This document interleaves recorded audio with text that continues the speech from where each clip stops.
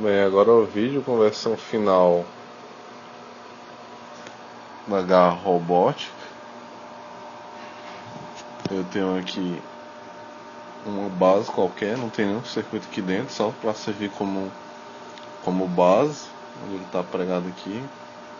Eu tenho uma articulação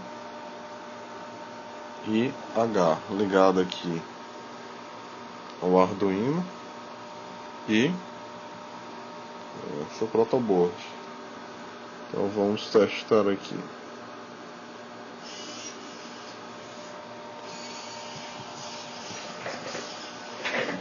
Temos o circuito em funcionamento.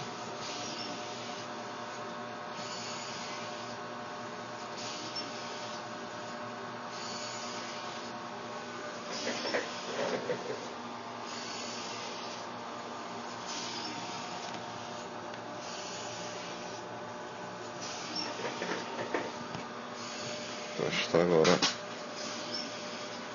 Ele pegando alguma coisa para ver a precisão.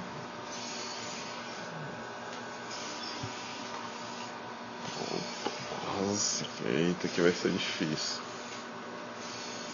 Vai ser difícil. Filmando e botar para ver isso aqui. Opa.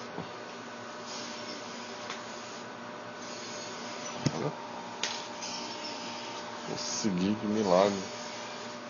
Então uma coisa maior.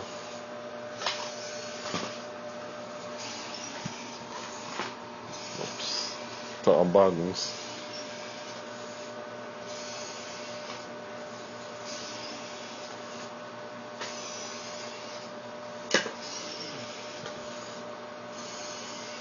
Pronto, chegamos à versão final aí do